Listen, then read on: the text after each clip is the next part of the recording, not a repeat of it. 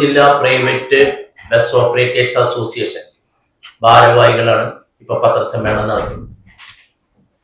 MS Premkumar അസോസിയേഷന്റെ ജില്ലാ പ്രസിഡന്റാണ്. AK സേതുമാധവൻ ഈ ബസ് ഓപ്പറേറ്റേഴ്സ് അസോസിയേഷന്റെ ജനറൽ സെക്രട്ടറിയാണ്. PG രാധാകൃഷ്ണൻ ട്രഷററാണ്. CA ജോയ് വൈസ് പ്രസിഡന്റാണ്. AU നൌഫീൻ വൈസ് പ്രസിഡന്റാണ്.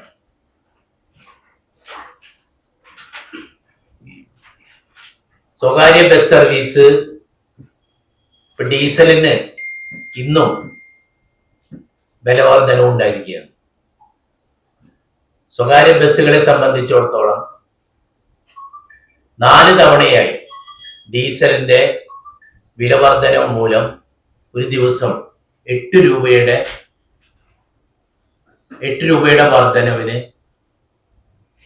വർധനവ് 1 ലിറ്റർ ഡീസൽ ഉണ്ടായിരിക്കുകയാണ്. ശരാശരി ഒരു ബസ്സിന് 800 രൂപയുടെ പ്രവർത്തന ചെലവില് ഡീസലിന്റെ വിലവർധനവ് മൂലം ഇപ്പോൾ ഇവിടെ വർധന ഉണ്ടായിരിക്കുകയാണ്.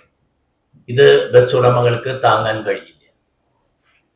ഇനി ജൂൺ 15-ാം തീയതി മുതൽ KSRTC ബസ്സുകളിൽ സ്ത്രീകൾക്ക് സൗജന്യ യാത്ര ഇവിടെ നൽകുവാൻ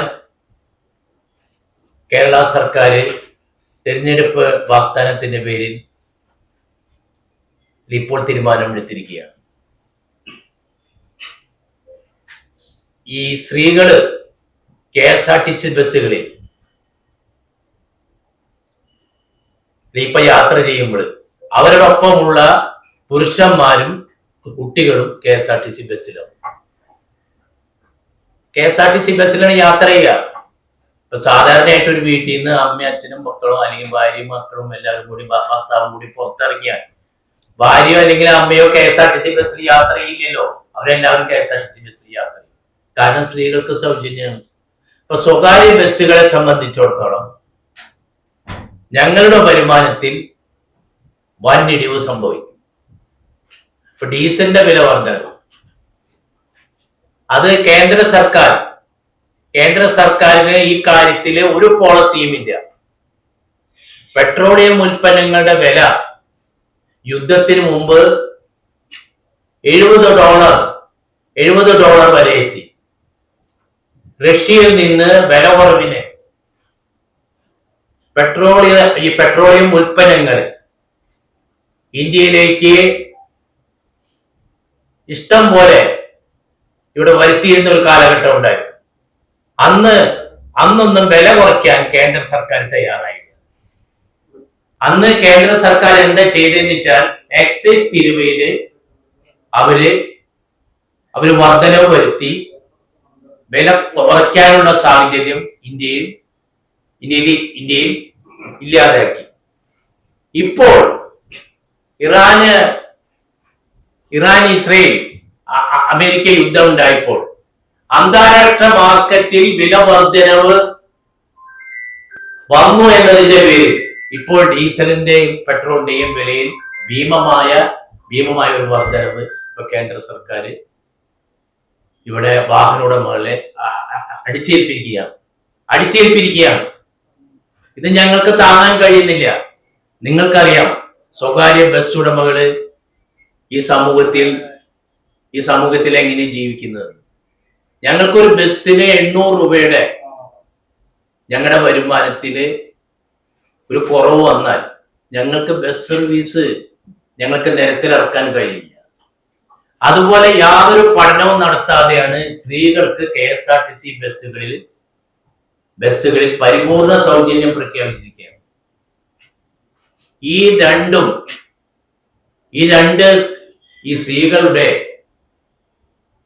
സ്ത്രീകളുടെ സൗജന്യവും ഡീസലിന്റെ വിലവർധനവും മൂലം ജൂൺ മാസത്തിൽ കേരളത്തിലെ സ്വകാര്യ ബസ്സുകൾ തനിയെ നിൽക്കാനുള്ള ഒരു സാഹചര്യം ഇപ്പോൾ നമ്മുടെ സംസ്ഥാനത്ത് ഇപ്പോൾ സംജാതമായിരിക്കുകയാണ്.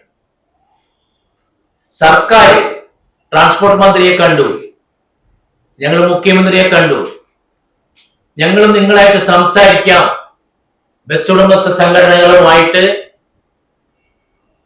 ഈ കാര്യത്തെ സംബന്ധിച്ച് KSRTC ബസ്സുകളിലെ ഈ സ്ത്രീകൾക്ക് സൗജന്യം നൽകുന്നതിനെ സംബന്ധിച്ച് ബസ് ഉടമസ്ഥ സംഘടനാ നേതാക്കളുമായിട്ട് ഞങ്ങൾ സംസാരിക്കാം എന്ന് പറഞ്ഞിട്ടുണ്ട്. പക്ഷേ ഇവിടെ സർക്കാർ കാര്യമായിട്ട് സ്വകാര്യ ഈ ബസ് മേഖലയെ ഇവിടെ സംരക്ഷിക്കാൻ കേരള സർക്കാർ തയ്യാറാണ്. സ്വകാര്യ ബസ് സർവീസിന് വ്യവസായമായിട്ട് കേരള സർക്കാർ പ്രഖ്യാപിക്കും. ഇതിപ്പോ ഒരു സർവീസാണ്, ഇതിന് വ്യവസായമായി പ്രഖ്യാപിക്കണം. ട്രാൻസ്പോർട്ട് മന്ത്രി ബഹുമാനപ്പെട്ട ശ്രീ ജോൺ കഴിഞ്ഞ ദിവസം പത്രസമ്മേളനത്തിന് പറഞ്ഞു, പൊതുമേഖല വളരെ വിഷമത്തിലാണെന്ന് എനിക്കറിയാം. പൊതുമേഖല രക്ഷപ്പെടണമെങ്കിൽ അതിന് വ്യവസായമായിട്ട് പ്രഖ്യാപിക്കണമെന്ന് ഞങ്ങൾ വളരെ കാലമായിട്ട് കേരള സർക്കാരിനോട് പറയുന്ന ഒരു ഡിമാൻഡാണ്. അപ്പൊ ഞങ്ങളുടെ പ്രശ്നങ്ങൾക്ക് അടിയന്തരമായ പരിഹാരം ഉണ്ടാക്കണം.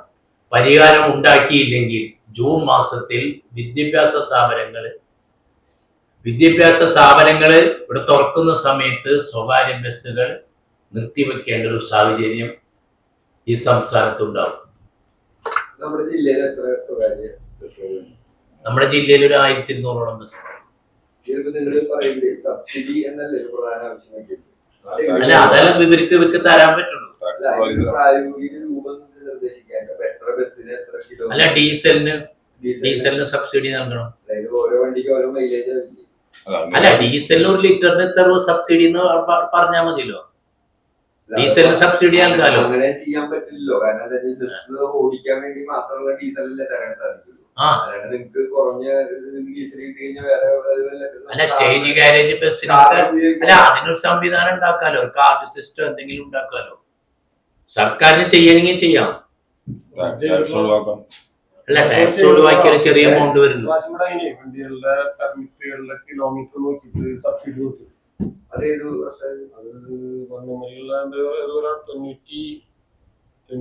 മറ്റേ ഈ ഇറാൻ അല്ലെ മറ്റേ യുദ്ധം ഉണ്ടായില്ലേ ഗൾഫില്, കുവൈറ്റ് യുദ്ധം കറക്റ്റ് ആയി നമുക്ക് പെർമിറ്റിന്റെ റൂട്ട് ലെങ്ത് നോക്കിയിട്ട്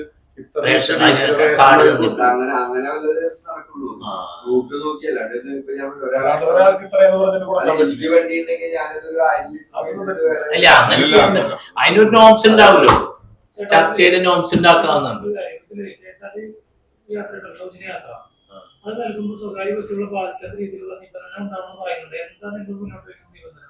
എന്ത് അല്ല, നിബന്ധനകൾ എന്ന് വെച്ചാൽ സർക്കാർ എന്താന്ന് വെച്ചാൽ ഒന്നിലോ IPL കാർഡുകൾക്ക് ആക്കണം.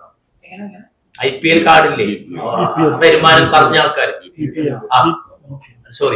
BPL കാർഡുകാർക്ക് ആക്കണം, അവർക്ക് മാത്രം ആക്കണം. അല്ലെങ്കിൽ അത് അല്ല, ഈ സൗജന്യം എന്ന് പറഞ്ഞാൽ എല്ലാവർക്കും സൗജന്യം നൽകേണ്ട ആവശ്യമില്ല എന്നാണ് ഞങ്ങൾ നോക്കുമ്പോൾ കാണാം. അനൗൺസ് ഉണ്ടാക്കുന്നവർക്ക് അത് വന്നിട്ടില്ല. അല്ല, ഞങ്ങൾ വെച്ചിട്ടില്ല, ഞങ്ങൾ പറയാനില്ല. അതിന് അവര് പറയാനായിട്ട് ഞങ്ങളുടെ അഭിപ്രായം ചോദിക്കില്ലല്ലോ, അത് സർക്കാർ നോക്കേണ്ടത്. ഞങ്ങളെ സംബന്ധിച്ചിടത്തോളം ഞങ്ങൾക്ക് അവർ ചെയ്യുന്ന ആ കാര്യത്തിൽ ഞങ്ങൾക്ക് എന്തെല്ലാം സർക്കാർ ചെയ്തു തരാൻ പറ്റും. അപ്പൊ ഞങ്ങൾ നോക്കി. ടാക്സ് എന്ന് പറഞ്ഞാൽ ടാക്സ് ഞങ്ങളെ സംബന്ധിച്ചിടത്തോളം എന്താ വെച്ചാൽ 3 മാസത്തെ ടാക്സ് ആണ്. ആ ടാക്സിൽ എന്തെങ്കിലും ഒരു ഇളവ് ചെയ്തു തന്നുകൊണ്ട് ഞങ്ങൾക്ക് ഒരു പ്രയോജനമില്ല. ഞങ്ങൾക്ക് ഡെയിലി ഞങ്ങൾക്ക് ബെനിഫിറ്റ് കിട്ടണമെങ്കിൽ ഡീസലിന് ഞങ്ങൾക്ക് സബ്സിഡി നൽകണം. ഡീസലിന് സബ്സിഡി ഒരു 10-20 റുപ്യ അല്ലെങ്കിൽ സബ്സിഡി നൽകാൻ കേരള സർക്കാർ തയ്യാറാവണം.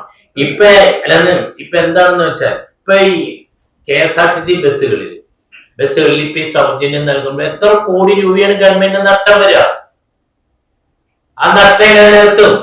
ആ നഷ്ടം സർക്കാർ ഖജനാവിൽ നിന്ന് കൊടുക്കണ്. അങ്ങനെ പൈസ കൊടുത്തില്ലെങ്കിൽ, കോടിക്കണക്കിന് രൂപ KSRTCക്ക് അവർക്ക് നൽകിയില്ലെങ്കിൽ KSRTC അവിടെ നിൽക്കും. KSRTC പിന്നെ എങ്ങനെ ഓടിക്കുക? ഡീസൽ ഇല്ലാണ്ട് അവർക്ക് ഓടിക്കാൻ പറ്റില്ലല്ലോ. ചർച്ച വിളിക്കാൻ പറയുന്നുണ്ടല്ലോ സബ്സിഡി അനുവദിക്കുന്നത് എന്നുള്ളത് മാത്രമാണ്. അല്ല, പ്രധാനപ്പെട്ട ഞങ്ങളെ സംബന്ധിച്ചിടത്തോളം ഞങ്ങൾ നോക്കുമ്പോൾ ഞങ്ങൾ ഡെയിലി ഉപയോഗിക്കുന്ന ഒരു സാധനം ഡീസലാണ്.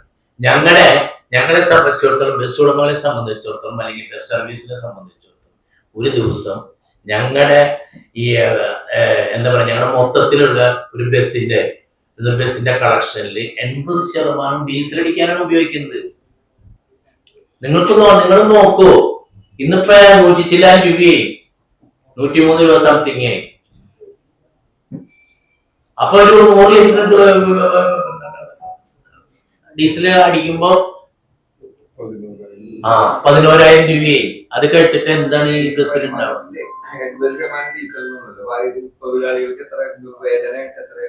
തൊഴിലാളികൾക്ക് ഒരു 10% ഞങ്ങൾക്കുള്ളൂ. അതിന് ഞങ്ങൾക്ക് വേറെ ടയർ ഉണ്ടല്ലോ, ടയർ വാങ്ങിക്കണം. ഓയിലിന് മാത്രം ലിറ്ററിന് 60 രൂപ കൂടി, ഓയിലിന് മാത്രം 60 രൂപ കൂടി. 100 ഉണ്ടായിരുന്ന ബാറ്ററി വാട്ടിന് 20 രൂപ വർദ്ധിച്ചു. ഏറ്റവും കുറഞ്ഞ 100 ലിറ്റർ വരും, 100 വെച്ചിട്ട് ഏകദേശം വരും 80 മുതൽ 100 വരെ ഓടുന്ന വണ്ടികളുള്ളൂ. 80 100 ലിറ്റർ.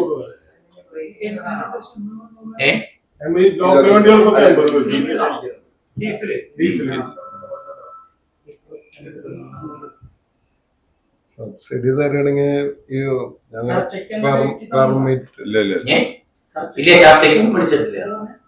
അല്ല, നമുക്ക് സബ്സിഡി തരാന്ന് വെച്ചാൽ പെർമിറ്റിലുണ്ട്. പെർമിറ്റിൽ ഇത്ര കിലോമീറ്റർ എന്നും പറഞ്ഞിട്ട് അത് നോട്ടിഫൈ ചെയ്തിട്ടുണ്ട്. ഇതിപ്പോ ഒറ്റപ്പാലം തൃശ്ശൂർ ഓർഡിനറിക്ക് ഒരു 1 ട്രിപ്പ് ഇത്ര, അത് 3 ട്രിപ്പ് ആകുമ്പോൾ ഇത്ര കിലോമീറ്റർ കവറേജ്, അത് കറക്റ്റ് ആയിട്ട് കണക്കുള്ളതാണ്. സബ്സിഡി തരാൻ പറ്റും. 15 വെച്ചില്ലേ സബ്സിഡി ഓട്ടോമാറ്റിക്കലി തരാൻ പറ്റും. എല്ലാ ബസ്സിനും പെർമിറ്റ് ഉണ്ടല്ലോ. ഇത്ര റണ്ണിങ് കിലോമീറ്റർ എന്നുള്ളത് അതിലുണ്ടാവുമല്ലോ, ടൈം ലിസ്റ്റിൽ ഉണ്ടാവുമല്ലോ. ടൈം ലിസ്റ്റ് അപ്പൊ അതനുസരിച്ച് സബ്സിഡി തരാമല്ലോ. 400 കിലോമീറ്റർ ഓടുന്ന വണ്ടി കേരളത്തിൽ ഇതിലൊരു സ്പെസിഫിക് ആയിട്ട് നിങ്ങൾക്ക് എന്തെങ്കിലും ഒരു പറയാനോ? തന്നെത്താൻ നിർത്തുക എന്ന് പറയുന്നത് സംഘടന ഇടപെടേണ്ട ഒരു വിഷയമല്ലേ? ഞങ്ങൾ പുതിയ ഗവൺമെന്റ് ഞങ്ങൾ ആ ഭാഷ ഉപയോഗിക്കുന്നത് കുറച്ചും കൂടി ഒരു പുതിയ സർക്കാർ വന്നിട്ട് ഏതാനും ദിവസങ്ങളായിട്ടുള്ളൂ. അത് ഇത്ര വലിയ ജനകീയമായിട്ടുള്ള ഒരു ഗവൺമെന്റ്. അങ്ങനെ ഗവൺമെന്റ് വരുമ്പോ ഞങ്ങള് ഒരു പറയുന്ന ഭാഷയത്തിലും ഇത് അല്ല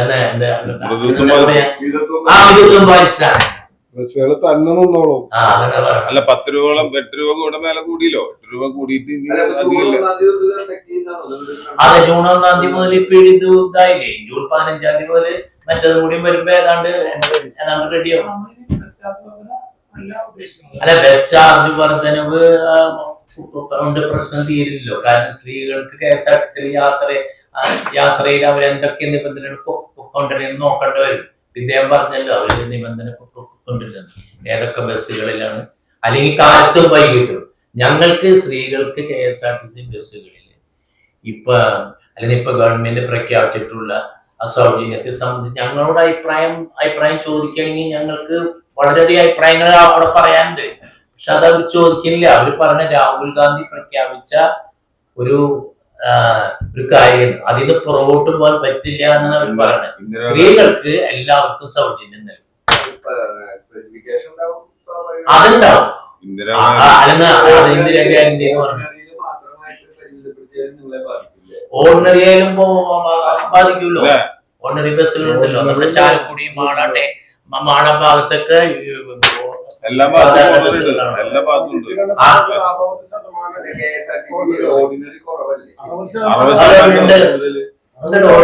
കൂടുതൽ 60%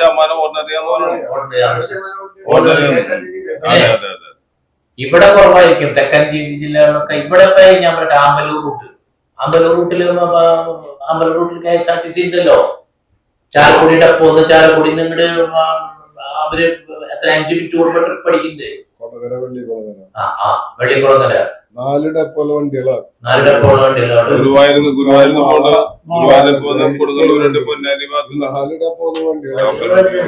ഇത് ഞങ്ങളുടെ ഒരു അഭിപ്രായം എന്താ വെച്ചാൽ മറ്റ് സംസ്ഥാനങ്ങളിൽ ഇത് നടപ്പിലാക്കിയിട്ടുണ്ട്. 8ഓളം സംസ്ഥാനങ്ങളിൽ അല്ലെങ്കിൽ ഇപ്പൊ ഇത് നടപ്പിലാക്കി അല്ലെങ്കിൽ ഇതിപ്പോ ഇംപ്ലിമെന്റ് ചെയ്യുന്നുണ്ട്, നടപ്പിലാക്കിയിട്ടുണ്ട്. പക്ഷെ മറ്റുള്ള സംസ്ഥാനങ്ങൾ പോലെയല്ല കേരളം. കേരളത്തിൽ അതിനുള്ള സാമ്പത്തിക സ്ഥിതി ഇല്ലല്ലോ.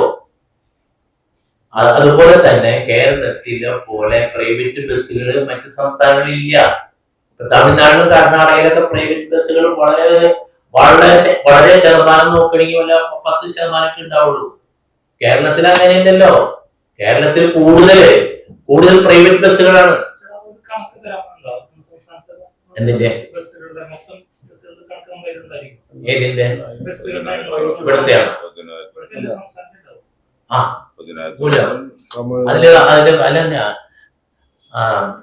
അല്ലാതെ കേരളത്തിൽ ഇപ്പൊ 8,000-ഓളം സ്വകാര്യ ബസ്സുകളാണ്, 4,000 KSRTC ബസ്സുകളാണ്.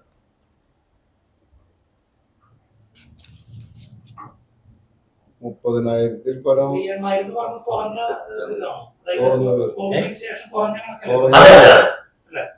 30,000 ബസ് ഉണ്ടായിരുന്നല്ലോ ഒരു കാലത്ത്.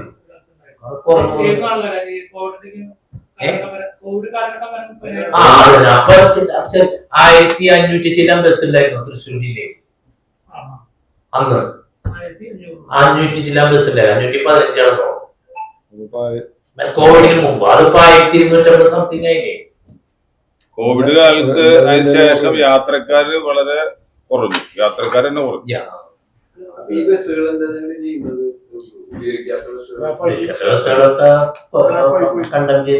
കോടി മുതലാവാത്ത ഇപ്പോഴും ഈ സാഹചര്യത്തിൽ എന്തെങ്കിലും പറഞ്ഞ നോംസ് ഉണ്ടാക്കി രക്ഷപ്പെടുത്താൻ ശ്രമിച്ചില്ലെങ്കിൽ ഇനി ഉണ്ടാവും, ഇനി കുറയും. ഇതൊക്കെ യാത്രക്കാർക്കാണ് ഇതിന്റെ ബുദ്ധിമുട്ട് വരുന്നത്. സാധാരണക്കാരാണ് എപ്പോഴും ബുദ്ധിമുട്ട് വരുള്ളൂ. ബസ്സുകളുടെ എണ്ണം കുറഞ്ഞു കഴിഞ്ഞാല് വിദ്യാർത്ഥികൾക്കും. നിങ്ങളെല്ലാവരും ഞങ്ങളെ സഹായിക്കണം, ഞങ്ങൾ വലിയ പ്രതിസന്ധിയിലാണ്.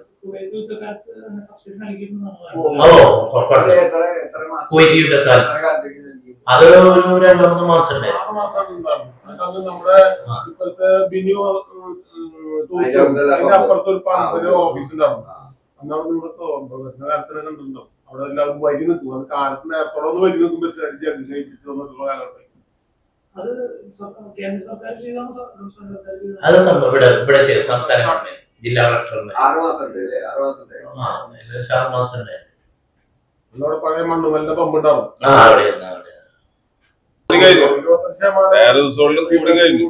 1000 രൂപ കൂടി ടെററിസ് വന്നു. 1000 രൂപ. ബാറ്ററി വാട്ടറിന് 20-100 രൂപ 100 രൂപ. ചായ അറിയില്ലേ, ചായ റോഡ് സൈഡിൽ ചായക്ക് 15. സാധാരണക്കാരന് വരാൻ പോകുന്നുള്ളൂ. ഇതുവരെ അറിഞ്ഞിട്ടില്ല, വരും എന്തായാലും അധികം വൈകാതെ. നിത്യോപസാരത്തിന് വരെ വില കൊടുക്കും.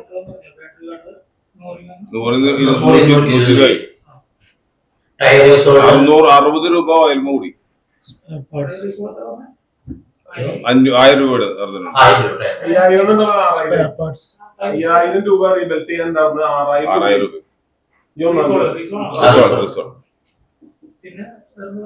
ഓയിൽ 180 ഉണ്ടായിരുന്നു, 260. 180 260. 260 സ്പെയർ പാർട്സിനും ഈ കണക്കിന് കാര്യങ്ങളിലൊക്കെ ഞങ്ങളിപ്പോ വളരെ കൃത്യമായിട്ട് പറഞ്ഞതാണ് ജൂൺ മാസത്തിൽ ബസ്സിൽ നിൽക്കുന്നത്. നമുക്കൊരു 20% 20%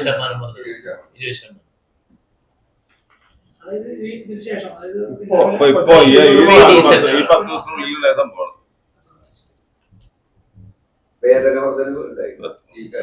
ഈ കാലഘട്ടത്തിൽ ഓഗസ്റ്റ് ആണോ? എത്ര ജീവനക്കാരുണ്ടാവും ഈ ബസ്? 1,200. പിന്നെ 15 ദിവസം ഡ്യൂട്ടിയിലുണ്ടാവും, പിന്നെ ലീവ് ഉള്ളപ്പോ ഇനി ബസ് സർവീസ് മേഖലയിലെ ബസ്സിൽ ജോലി ചെയ്യുന്നവർ മാത്രല്ല, ബസ് സ്റ്റാൻഡിലെ മെക്കാനിക്കൽമാര്, പിന്നെ ബസ്സിന് ആളെ ഇലക്ട്രീഷ്യൻ, ഈ ബസ് മേഖലയിൽ നിന്ന് കഴിഞ്ഞാൽ കുറെ 10,000 കണക്കിന് ആൾക്കാർക്ക് ജോലി ഇല്ലാണ്ട് നിങ്ങൾ നല്ല കവറേജില് ഇത് ഞങ്ങളുടെ വിഷമങ്ങള് എന്താ പറയാ ജനങ്ങളെ അറിയിക്കണം. അറിയാലോ, ഞങ്ങൾ കൊല്ലങ്ങളും 3 കൊല്ലത്തോളം വളരെ ബ്ലോക്ക് ആയിട്ട് ഈ കുന്നോളം വഴി ഇരിങ്ങാലക്കുട വഴി ഓടി തളർന്ന് കിടക്കണം. അങ്ങനെ ഇത് ശരിക്കും ഓടാൻ പറ്റിയ സാഹചര്യത്തിൽ ഇപ്പൊ ഈ ഇതിന്റെ ഒരു അടി 3 കൊല്ലമായി ഞങ്ങൾ വളഞ്ഞു തിരിഞ്ഞ് ഓടിയിട്ട് ഡീസൽ കൂടിയിട്ട് ഓടും. മെയിൻ റോഡായ കൊടുങ്ങല്ലൂർ റോട്ടും അതുപോലെ കുന്നോളം റോട്ടും.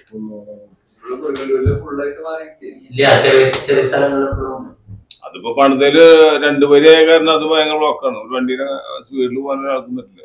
എന്നാലും വേണ്ടില്ല, റോഡ് വന്നേ. എല്ലാവരും പല സംഘടനകളുള്ളതുകൊണ്ട് ചോദിക്കുന്നു, എല്ലാവരും ഇത് ആവശ്യങ്ങൾ തന്നെയല്ല മുന്നോട്ട് വയ്ക്കുന്നത്. എല്ലാവരും ഒരേ ഡീസലാണ്, അതിന് വ്യത്യാസമില്ല. അപ്പൊ അതിന് വലിയ വ്യത്യാസം വരാൻ ഒരു കൂടുന്ന മാതിരിയല്ലല്ലോ നമുക്ക് 8 രൂപ കൂടാന്ന് പറഞ്ഞു കഴിഞ്ഞാൽ അതെന്താ പെട്ടെന്നല്ല പെട്ടെന്ന് കൂടി 10 ദിവസം കൊണ്ട് നോക്കണം. അല്ല ഇപ്പൊ മോട്ടോർ സൈക്കിൾ ഓടിക്കുന്നവർക്കൊക്കെ എന്റെ ഫീൽ ചെയ്യും. ബൈക്ക് ഓടിക്കുന്നവരല്ലേ അറിയാം. ഇപ്പൊ എടുക്കുന്നവരൊക്കെ ഇപ്പൊ എടുത്തില്ലെങ്കിൽ ഒരു മാസം കൂടി ഈ ബഡ്ജറ്റ് വന്നാൽ അതിനൊക്കെ വണ്ടിക്കൊക്കെ വില കൂടും.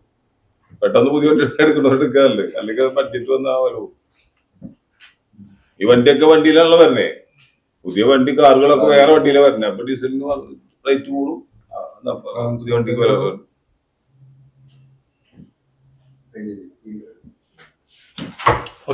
അപ്പൊ ഒരു വലിയ ഈ സംസ്ഥാനത്തെ വലിയൊരു വിഭാഗമാണ് ബസ്. എല്ലാവരെയും സംരക്ഷിക്കുന്ന സാധാരണക്കാരന്റെ ഉപയോഗം, യാത്രാ സൗകര്യം ഒരുക്കാനാണ്. അവരെ വേദനയെ നമ്മൾ പങ്കുവെച്ചത്. ആരും അറിഞ്ഞില്ല, പറഞ്ഞിട്ടില്ല, ആരും ചോദിച്ചില്ല, ആരെയും പെർമിഷൻ ഒന്നും വേണ്ട. സംസ്ഥാന സെക്രട്ടറി 2 ദിവസമായിട്ട് കഴിഞ്ഞ 2 ദിവസമായിട്ട് ഈ സ്റ്റേറ്റ്മെന്റുകൾ സംസ്ഥാന തലത്തില് സംസാരിക്കുന്നു. എല്ലാരും അപ്പോൾ ഓക്കെ.